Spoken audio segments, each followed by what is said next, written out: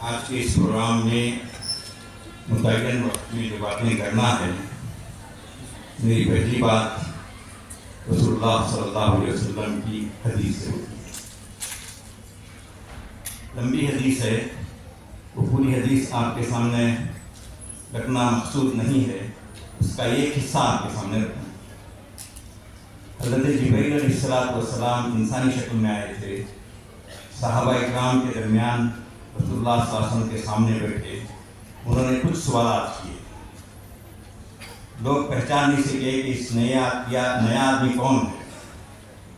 بعد میں معلوم ہوا ان کو کہ حضرت جبرائیل علیہ السلام تھے، اس لیے کہ پیارے نبی صلی اللہ علیہ وسلم نے کچھ سنایا تھا۔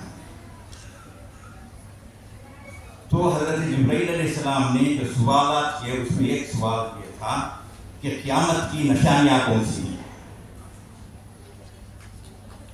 رسول اللہ صلی اللہ علیہ وسلم نے اس کا جواب دیا، ان تلد الامۃ ربتہا، کہ لونڈی اپنی مالکہ کو جنے گی۔ لونڈی کہتے ہیں وہ عورت جو غلام ہوتی ہے، اس کا کوئی استعفیٰ نہیں ہوتا، اس کا کوئی مقام نہیں ہوتا، وہ نوکروں سے بھی گری ہوئی ایک پوزیشن میں ہوتی ہے۔ لونڈی کو بیچا جاتا ہے، خریدا جاتا ہے، جس طرح عام چیز بیچتے ہیں خریدتے ہیں۔ تو رسول اللہ صلی اللہ علیہ وسلم نے جو جواب دیا وہ یہ کہ ان تلد الامۃ ربتہا، کہ لونڈی اپنی مالکن کو جنے گی۔ مطلب کیا ہوا اس کا؟ مطلب یہ ہوگا کہ بیٹی گھر پر راج کرے گی، ماں نہیں، بیٹی راج کرے گی۔ یہ قیامت کی نشانیوں میں سے ایک نشانی۔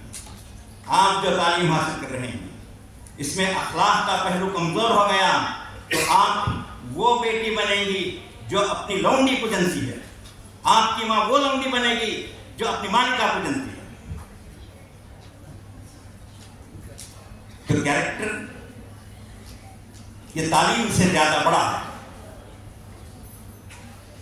ایک آدمی جاہل ہے لیکن کیریکٹر میں بہت آگے ہے، وہ اس سے بہتر ہے جو عالم ہے اور کیریکٹر لیس ہے۔ اس سلسلے میں آپ کو باہر سے کم امیدیں، اندر سے زیادہ کوششیں کرنے کی ضرورت ہے۔ تربیت کا تعلق انسان کی اپنی کوششوں پر ہے۔ والدین بھی اچھے مربی اس وقت نہیں ہو سکتے جب تک کہ بچہ خود والدین کو کوآپریٹ نہ کرے۔ اب ظاہر بات ہے والدین ہی اپنے بچے کی تربیت کے لیے اس کے تعاون اور کوآپریشن کی ضرورت محسوس کرتے ہیں، محتاج ہیں، تو اساتذہ کیا ہوں گے اور اسکولوں کے منتظمین کیا معاملہ کیا ہوگا؟ تو ٹوٹلی آپ اپنی تربیت کے اصل ذمہ دار ہیں۔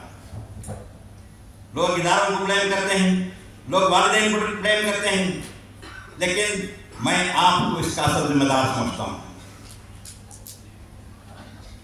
آپ کے گھر میں آپ کی موجودگی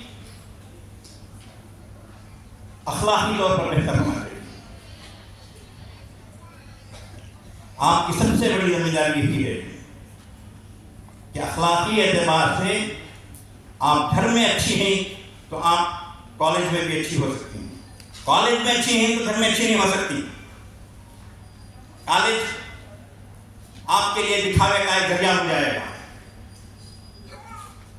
اس لیے میری گزارش آپ سے یہی ہے کہ گھروں میں اپنے رول کو بہتر بنائیں، اخلاقی اعتبار سے آپ اچھے ہوں۔